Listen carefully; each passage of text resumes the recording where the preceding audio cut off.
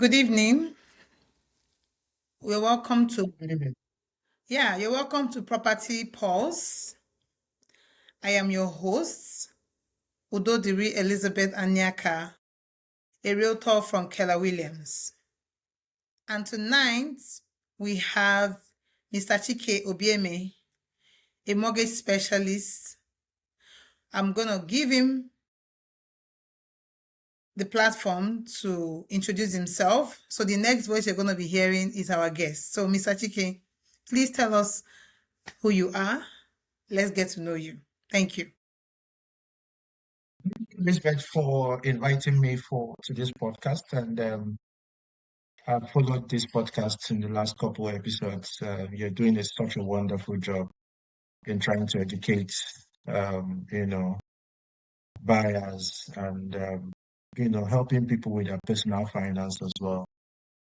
Kudos to the efforts you're doing, and I'm glad to be on this podcast. Like like you said, my name is Chike, and I'm a mortgage specialist based out of the Atlantic, Canada. I've been doing this job for a bit. Worked for one of the big red banks here. Um, Worked there for a couple years before branching off to do this. And in this role, I have seen all sorts of applications and mortgage scenarios. I've handled quite a bit of files. So it gets busier sometimes. So I'm really excited about discussing the topic for today, which I think is really a germane question. Thank you. That's a beautiful introduction. Yes, today's topic is a very important topic, a topic that is Canada wide, not just real estate, but it affects basically everything that has to do with finance. And the topic is we're going to talk about credit score.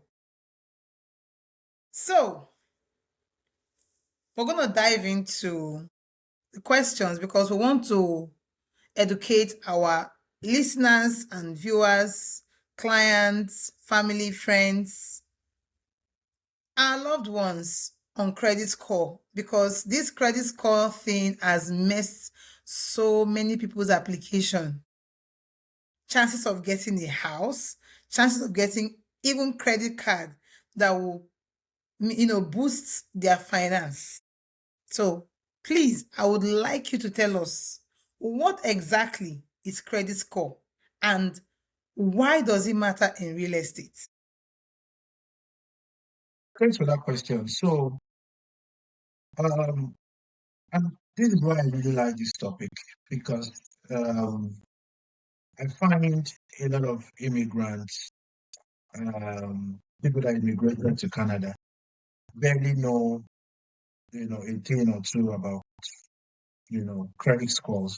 And so they've, they've been able to get into a terrible situation with their credits just because they were not informed, right? So that's why I really fancy this topic. So in a broader sense, really, credit score is just a number that an algorithm gives to individual here in Canada.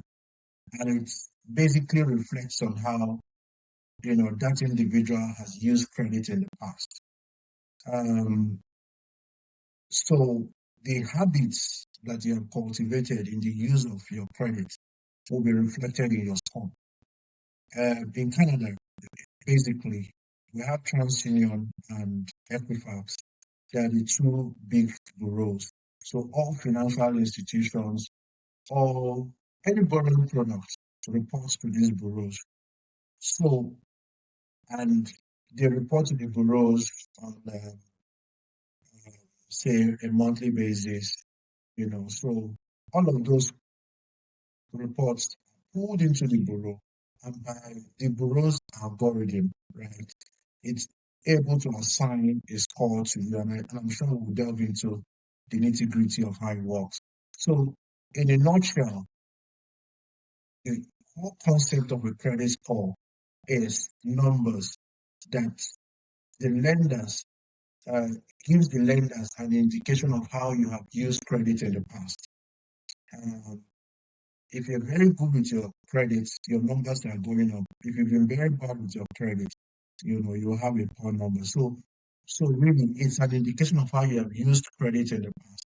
And based on that number, they're able to project to say, what kind of habits do you have? I remember when I did economics way back, we talk about the 5 C's of credit. One of those C would be, your character as a person. So that character is measured by that number, which is your credit Really? score. Yeah, Wow. So credit score even talks about someone's character as well. 100%, yes. Yes, Wow. because if if you have been bad with credit, Hmm. if you're the one that borrows and don't pay back, Hmm. it reflects on your character. If Whoa. you're the one that, you know, forgets to pay his credit cards, it's a character issue. And all of those things, the algorithm is able to model it into a number and assign that number to you. So that, think about it.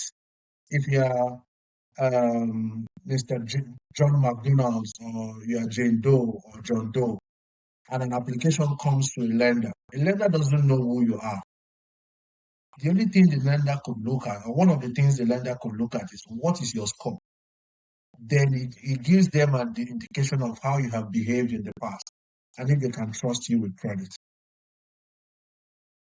Thank you for analyzing what a credit score is, because credit score is very important. And I believe credit score has to do with finance. It's connected because when you're talking about credits, just, for viewers and listeners understanding, you're talking about the financial aspect, right? That's correct. Okay. So now we still have to talk about why does it matter in real estate? Yeah, so that's that's part of what the lenders look at in deciding you if they can give you a mortgage. There's a popular quote that says, if you have been faithful in little, you will know if they can commit more to you. So if you have been faithful with, a $10,000 credit card or $1,000 car loan, and you have been paying as and when due, then when we do a mortgage application, which is a bigger loan, Hmm.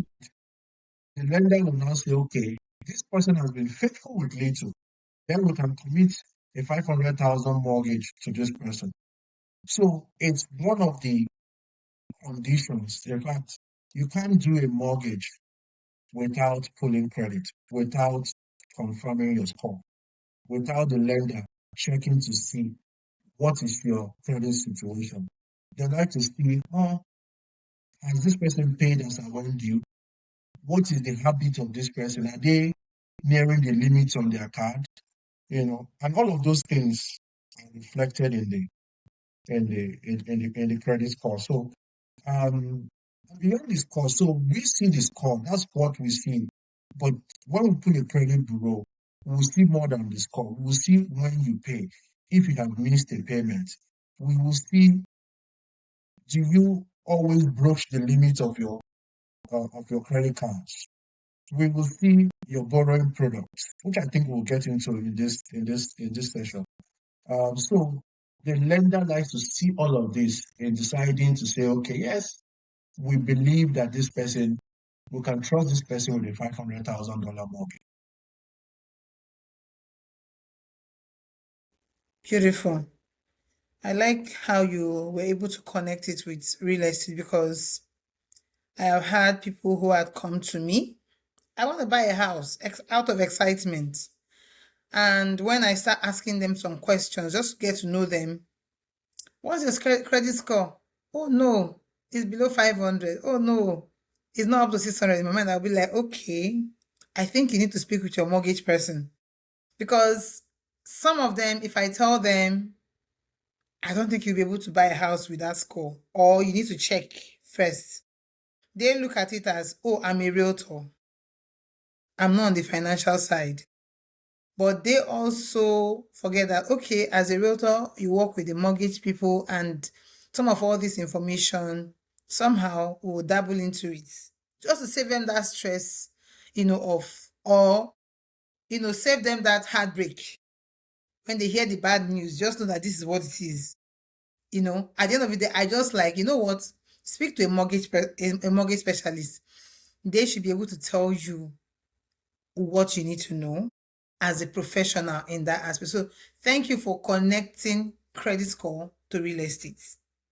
Now, the next question is, what is considered a good credit score for buying a house?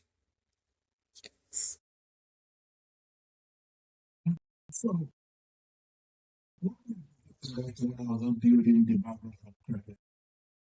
The band ranges between 300 to 900. So 300 is a very poor score, Hmm.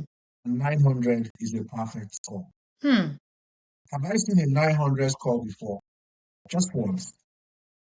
An old man, old Canadian, probably in his late 70s, very decent guy. But a couple of my colleagues have also seen a 900 score.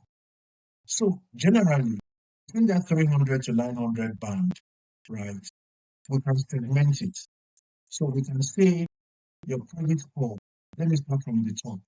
If your score ranges between 760 to 900, you are in the excellent band, right? You say 760 to 900. If Okay. your score ranges 760. between 760 to 900, that's the Excellent. score that when I pull the credit and I see, I just smile. I say, okay, this is smooth sailing, right? Nice. So that's the excellent band. If your score ranges between 725 to 759, you're in a very good band. So we like it as well. It's the second best. If your score ranges between 660 and 724, you're in a good band. And I would think that most people are in that band. Let's say 660 to 724. Just because of the algorithm, we'll get into it. The way the algorithm, the credit used to assign those scores. So if it's between 660 to 724, that's the good band. So for mortgage purposes, what we like to see is people that are within a score band of, I would say, 660 to 900. So good, very good, excellent. That's what we like to 60 to see. 900 Correct. for 660 to mortgage. 900. Correct. For mortgage needs.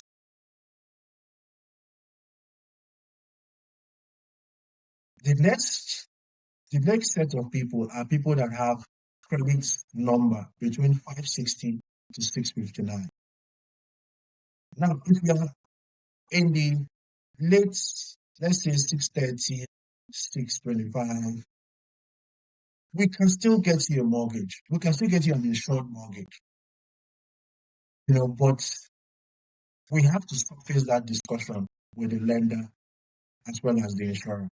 We have to say to the lender, hey, I put my hand up. This person's credit score is, let me just say, 635.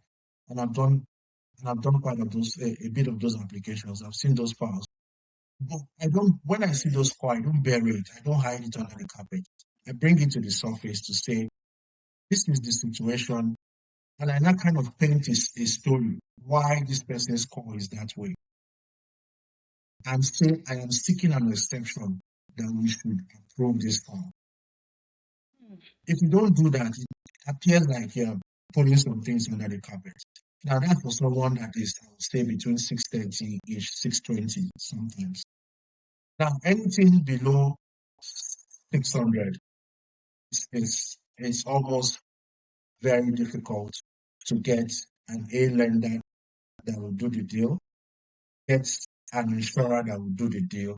And in that case, we now begin to find an alternative. And I think we'll get into that during the course of this conversation. So basically, in a nutshell, when we do mortgage applications, what we like to see is scores that range between 660 to 900. slightly below 660, 650, 640, 630, 630, we can still surface that conversation.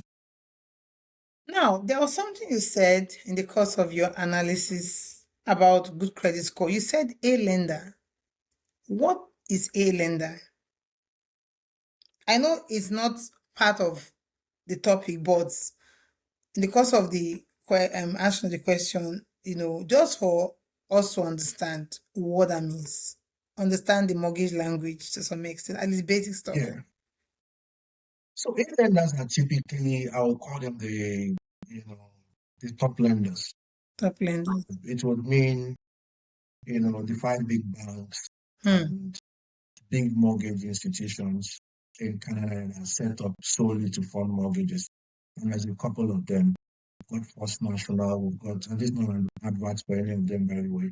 We've Mm-hmm. got First National, we've got RFA, we've got MCAP, we've got all of these Strife, we've got all of these guys are CMLS, they're all A lenders. Now, um, the way deals work typically is that we also have another set of people, and I know this is not credit related, which we call the insurance. So some people just call them CMHC. CMHC is one of the insurance. We have staging, we have Canada guarantee. So if, for instance, someone is putting down a 5%, a first-time home buyer is putting down 5%, less than 20% really for a deal, and every other thing checks. First goes to the lender, typically an A lender, and then the lender now takes it to the insurer, almost for the insurer to insure it or to give the final say. Because in the mortgage world, insured rates are insured rates are typically better than uninsured rates, right? So those deals would normally run through an A lender. Okay. Thank you for educating us on what an A lender is. Now we go to our next question. How does your credit score affect your mortgage approval? I know you talked a little bit about it, but we still want to understand more. Because I know some people who have applied for mortgage, some Yeah, were pre-approved at the initial stage. We yeah. searched for a house. They saw the house, they love it. These are real life situations that I've actually dealt with. They now went back to the underwriter, analyzing the person's finance, they came back and they were like, oh, I don't think we can continue with this. So, how does it affect the mortgage approval? I talked about um, insured rates. The person that has a score of say 720, 650, 660 will most likely get an insured rate, right? Because the score is good. Now, if your score is not good, if your score is say 6, the insurer won't touch your file. If your score is 5, the insurer won't touch your file. So your ability of not or your the fact that you don't have a good credit score automatically cuts you off from getting an insured rate. Remember, I talked about I said insured rates are typically better than uninsured rates. A lender rates are typically better than what we call alt lenders, alternative lenders. Some people call them B lenders or private lenders. So if you, because of your score that is not good, if you don't have access to A lenders or to insured rates, you've cut yourself off from that juicy, I would say.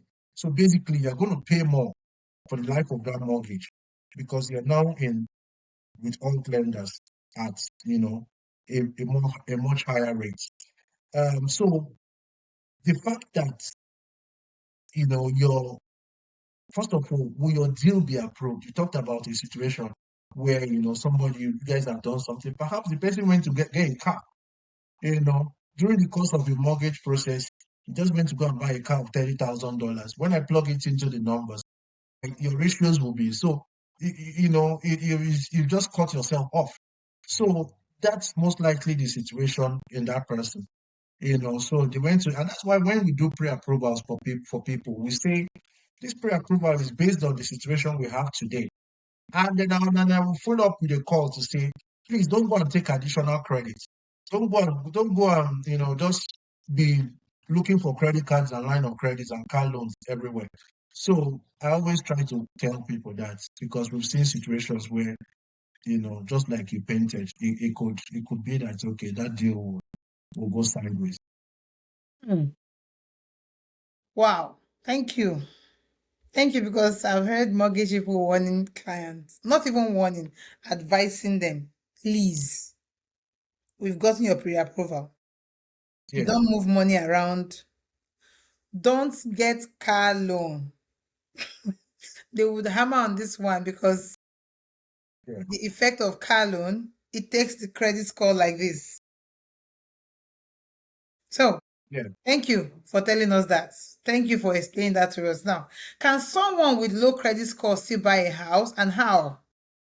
How is it possible for somebody with a low credit score to buy a house? Certainly, yes. And you have a low credit score, it's not the end. Um, it will be hard to get insured rates, you know. It will be hard for CMHC, Sagen, or Canada Guarantee to bless your application. So that means they cannot So, get insured rate with low credit score. correct. Okay. So, what we are left to work with is what we call the alternative lenders, Alternative right? lenders. Yes. So, those are people with maybe, some people call them a B lender, Hmm. you know. Now, it's not like I've done a lot of B deals. There are different transactions that will take you to a B lender, right? So, um, for B lenders, you would have to put at least a minimum of 20% down, you know, A deals where you can put 5% down and get a house. But with B lenders, you would have to do a minimum 20% down. So yes, if you have a low credit score, doesn't mean that you can't get a house. It just means we have to find other alternative, which could also mean we might have to get a co-borrower, a co-signer on that application, right? Um, I've seen people that their grandparents will get on the application for them, right? Just to be able to seal that deal. The grandson or even the son is servicing the loan, is able to service the mortgage clearly, but because their credit doesn't suggest that they would, so we need someone to just put a sort of blessing on it. So yes, with a bad credit score, you can still get a house, you can still get a mortgage, but we just have to find a workaround. So there is still a little bit of hope for those with credit score that is below 660, right? Let's put it like that. Oh, Still hope. yes, below 600, yes, Okay. 500, yeah, there's still hope. Okay, but you as a We just mortgage have to person, we have to find a do our work. creative way. Okay. We have to find a creative way to do it. Okay. Okay. Yes. At least our listeners and viewers will know that, okay, even if my credit score is 650, it still doesn't stop me from trying. All we have to do is go to the mortgage person, follow his guide, and then they will tell us how we're going to get that house. Wow. Thank you so much. So, what are the biggest mistake people make that hurt their credits? We know about the low credits. Now, we want to avoid it moving forward. What are those mistakes? Because there are definitely reasons behind low credit scores. And there are definitely reasons why those ones with excellent credit score from 660 to 900, they are there. So what are those mistakes? We want to avoid it. I want to avoid it. My listeners want to avoid. My clients want to avoid it. This question, Elizabeth, I can write a book on it. I can sit down and write a book overnight on it and publish it on Amazon. I think you Yes, you because I should. think what You should, because this mistake, pardon me for cutting you, this mistake, I would say even with myself, I am guilty.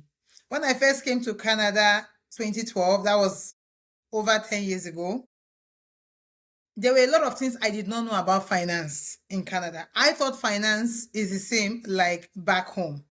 I'm not used to borrowing card and borrowing money. But when I got here, I heard you need to get credit card, even if it is 1,000. But like, man, I'm like, what do I need the money for? I can work, save, and buy it. But they were like, no, you need to build, you need to build, you need to build. I'm like, what am I building? It was later on when I wanted to apply for certain stuff, they were like, what's your credit score? What's your credit history? I'm like, what do you mean by that? It started ringing in my ear. Okay, I have to actually apply for that. So I had to start learning what finance is in Canada, because I have this habit of I would like to understand what I'm doing before I do it. I don't just like to jump into. So what are those mistakes that I made, that we made, that we should avoid? you said one or two of them in just that statement you said. So the first thing I would say is, like I said, I work in one of the big banks in Canada before branching off to do mortgages.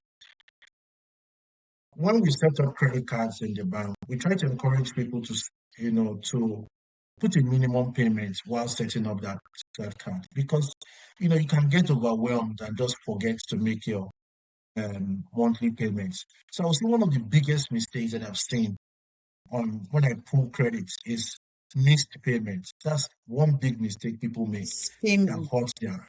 Yes, people, miss payments or paying late. Because if you check the way if you pull a credit report, the first thing that you'll see, let's say if I check your credit card, it will, when you open that credit card, the years that you have owned that credit card. If, for instance, you paid it on the credit bureau, if you pay it as and when due, it will give you a 1. If you pay it less than 30 days. If it is between like 60 days, it will give you a 2 on that payment. So that means you have missed a payment. And sometimes this missed payment is just because people get overwhelmed with life, with kids, with career, with everything around them. And they just realize, oh, I didn't make this payment as of when I should. You know, I got a client that traveled to the US and just used his card in the US and came back and just forgot that, and then we saw a series of missed payments. And the thing is showing on the card. So the first mistake I would say is, missed payments, and that's a very common mistake that people make on the card. The other thing is carrying a large balance. People sometimes I struggle with it, right? Uh, I see people that have money sitting in their savings account, in their checking account, and then they are carrying a huge balance on their on their credit cards. And I'm trying to reconcile it. What are you doing? Why are you not reducing the balance? And it's just, I don't know. I don't. It's so people just carry large balances. And I can understand for some people they have to carry large balances because of the uniqueness of their situation. But as much as possible, try not to carry large balances. And I'll give you one example here. So when let's say they give you a $10,000 credit card and you're sitting on $9,000 on that card, you are suggesting to the algorithm that I'm very needy of this card. This credit is what is surviving me, right? So it hurts your credit. Ideally, if you have a $10,000 credit card, you should probably be at 3,000 or 3,500 in balance on that card, not 5,000, not 6,000, right? You Really? should aim to be at least 30-35% of your credit limit. That's Really? what you should aim at, Wow. right? Anything north of that is hurting your credit. So that's another thing that hurts people's credit. you talked about people that don't even want credit. I think most immigrants, and so I don't want credit. Look, that's how we define, that's how we know if we can trust you with a mortgage. If we can't trust you with a $10,000 credit card or a $20,000 line of credit, how can we give you a $500,000 mortgage, right? It took So, me it took me 5 years for me to actually agree to take $1,000 credit card. I had to analyze, why do I need this money? But I'm yeah, working. I will save the money. yeah, yes. So that's another thing because I did a credit for a couple that was here. It's the wife that does all the groceries, so she has the credit. And then at the time they were looking to buy a house, we pulled credit, zero, nothing for the man. Zero.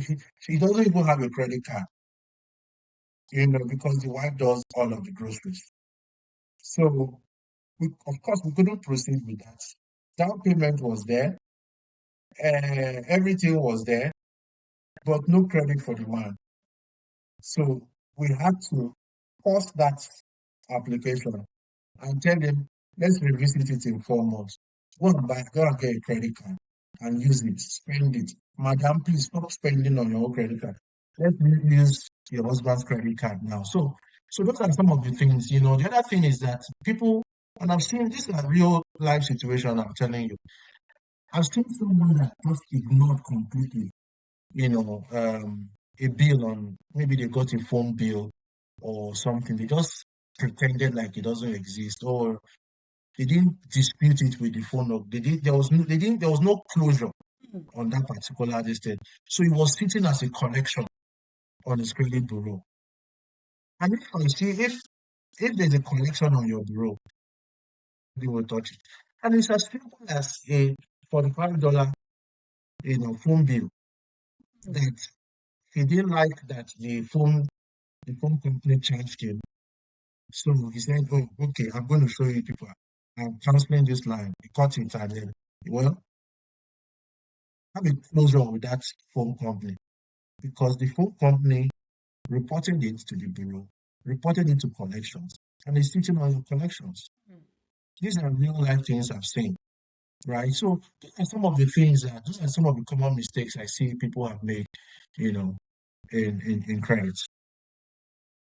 Thank you for telling us this, because we actually need to hear this thing, especially the one of not wanting to take credit card when you first come to Canada.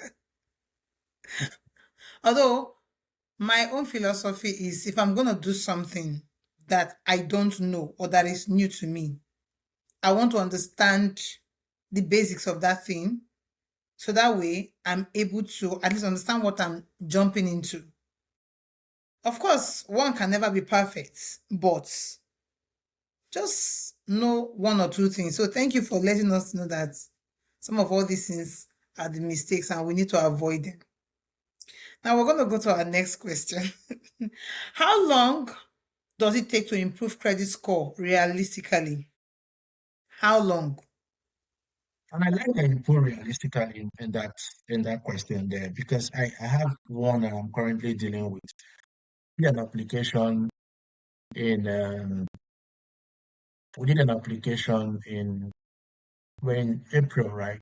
We Yes. did an application in early February. We did an application in late February. This call, was around the 6:30 angle.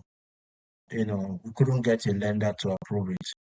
And we said, and really it was as a result of large balances. So we said, okay, why don't you? We then worked, and like I said, each situation is different. But we looked at the situation, we knew what the problem is just by looking at the credit reports. We then said, okay, why don't you increase payments on your credit card, reduce the balance, and then let's touch base. And that's why I say I like that you put realistically. The score jumped from about 635 the first month of us doing this to around 6 49-ish. And then that was March. April, around April 12th or April 14th, he sent me another one. So we are currently sitting at a score of around 657. So in May, we'll probably, by my calculation, will probably be around maybe 660, 670-ish, right? Yes, the reason I went to call that to you is that in 1 to 3 months, we can work, depending on the uniqueness of your situation, we can begin to work on the credit and then see, the steps that we can take, to review that score. Yeah. Wow. And if we're able to now get you to change your habits between 6 months to 12 months, then we'll be on a very good trend. But 1 to 3 months, depending on how bad that's why I said the uniqueness of the situation will Hmm. decide the direction we'll go. So I'll say we can do a strategical operation in 1 to 3 months and then set you on a recovery path in 6 to 12 months.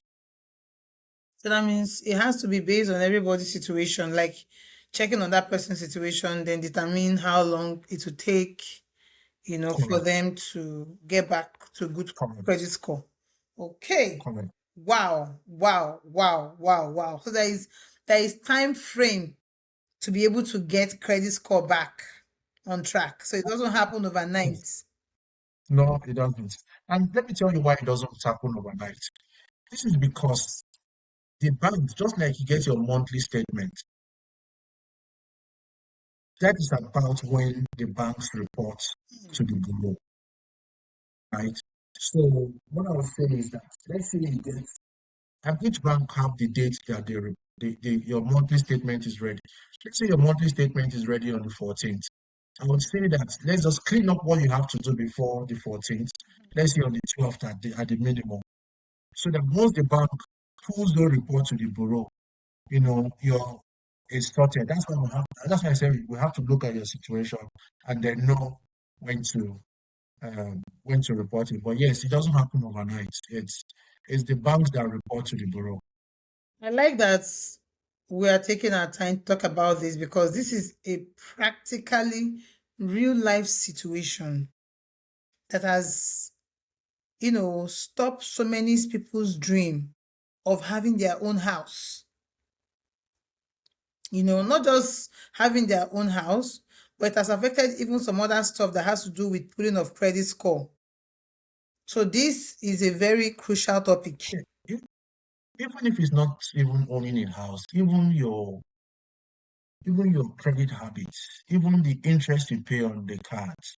Like me, for instance, I put almost all my expenses on my credit card, right? But I'm also that disciplined to not pay interest on those cards. I'm also disciplined to pay before interest is due, right? I know what my limit is. Oh, by the way, there's something I just wanted to mention. If you, maybe we'll also get into it. If you have a credit card that it's less than, I touched on it before. Let's say your credit limit is 10,000. You should try to target being around 3,000 or 3,500, around 30 or 35% of your credit limit. If just because of the way you spend, you're not able to get in there, go to the bank to say, I want to increase my limit. Let's say do you understand what I mean? Increase the limit so that you can hit that 35, 30%, margin. Otherwise, it's sending a signal to the algorithm that I'm needy of credit. Wow, thank you so much for telling us this. So that means having a financial strategy, personal one, or more like a financial plan is good. Just like the way you said, you try to pay all your bills on your credit card. So that way you're not incurring interest, right? Just have that Oh, habit. yes.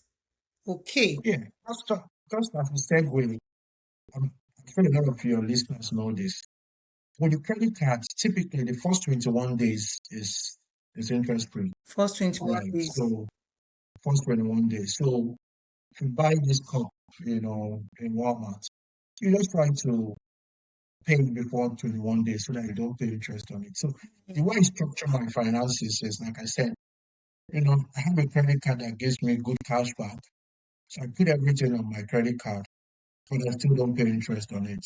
I just try to pay before that 21 days, is due. Thank you, thank you, thank you, thank you for dishing out this. We're going to jump to our next question. What factors make up a credit score? You talked about character, I believe is one factor. What are the other factors? I don't know, I could be right, I could be wrong, but I know I Yeah, heard character. yes, yeah. So, well, I'll answer it differently. The factors that make up a credit score, you know, the way I try to understand that question is that score that we assign to you. How do we arrive? What drives that score? How do we arrive at that score? Okay, okay, okay. So I would say broadly there are 5 factors that drive that score. Number one is your payment history. Payment Do is you pay as and when due? Right? Do you miss any payments? You know, and that's what. So in fact, in deciding that score, your payment history accounts for 35% of that score. mm, So if you miss any payments, you know, you are you don't want to be in that situation because that credit score, that says 700, whatever that number is, 35% of that number counts for your payment history. The second thing that affects numbers, which is now 30% of that score, is driven by your utilization. I talked utilization. about it earlier on, you know, that um, you should try to be at about 30 to 35% of your limit. When you're going to 60% of your limit, yes, it's there, you have it, but you're sending a wrong signal to the algorithm that computes that score. So 35% on payment history, 30% on credit utilization. Another thing that accounts for that score is the length of your credit history. Now, I have seen while working at the bank, while doing this job, I've seen thousands and thousands of credit reports. There are people that were born here and started using, credit from age 18. So their credit history is long, right? They have an established long history. So, and that's why I say to people, you know, never close a credit card. I've seen people that are angry with their use of credit card, and they just go to the bank and close it. You have just closed a history. So don't close a credit card. I think that should be a nugget. Never close a credit card. Instead, you can use the scissors and cut it, and don't use it. You can bury it somewhere, but don't close it. Don't go to the bank and close it because that's history that you have That closed you've it. So closed. 15% of that score accounts for credit history. Right? So that's why I say to people, don't close it. Cut the card, flush it, right? But don't close that card. Don't go to the bank and close it. The other 10% that accounts for your credit is the types of credit you have. You know, uh, the lenders like to see people with, car loan, credit cards, line of credit, you know, mortgages, just various mix of credit. So it suggests to them that okay, yes, this person have a history of credit. They can handle different types of credit. The last thing that does affect this score too is credit inquiries. This is where people say what they call hard check. Mm. It does affect it. When there are too many inquiries on your bureau, it pulls the credit down. Um, don't don't shop credit cards. Don't take every credit card that you see in store. Oh, this card will give you, you have one. So just be careful with those kind of things. Thank you. So, broadly speaking, those are the five factors that affect that score: the payment history, the credit utilization, the length of your credit history, the variety and the types of card that you have, and the inquiries, credit inquiries. Thank you. I think we're going to have a part two of this topic because we have come to the end of our time limit for today. So I hope if we invite you another time, you come because you really have to finish educating us on this. We still have lots of questions to ask you regarding this credit score topic. So we're going to have a part two of this. What would be your final take to us for today? If you're going to advise our clients, listeners, viewers, me, anyone intending to buy a house, looking into getting credit score, and also tell us how we can also reach you. Yeah, thanks, Elizabeth, for that time frame when you just thought this interesting subject. I thoroughly enjoyed myself on this podcast today. What I'd like to say to people is that just be on top of your finances. Um, know what's happening around your finances. Don't leave it to chance. Stay on top of the payments. Don't go aggressive, taking new credits and having jumping around from one credit card, car loan, especially if you're looking to buy a house. Don't commit to a huge purchase in terms of a car. I'm always available to help people that have questions around credit and what they can do differently to improve their score. I can be reached on 902 580 6855. It can be reached by SMS or WhatsApp. And you can also email me at Chike at shorelinemortgages.com. You can find me on Instagram at CKBMs. So any of these ways you can reach me, and if you can also touch base with Elizabeth, if you want my contact.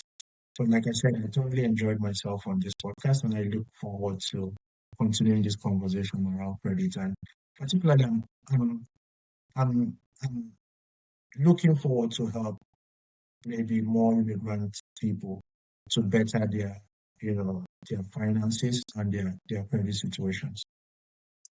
Wow. Wow. Thank you so much for that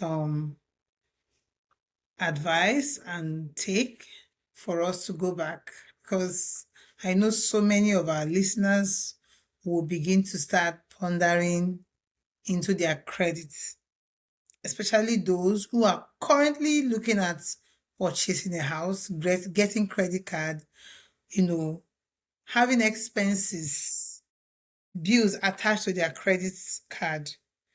That having that financial discipline is very important from what I have seen in Canada. So thank you so much for answering our questions. And please, we're going to invite you again for a part two of this. So I It's am an your, absolute pleasure. yes, I remain your host, Property Pulse, Udodiri Elizabeth Anyiaka. I'm a realtor of Keller Williams. So have a good night.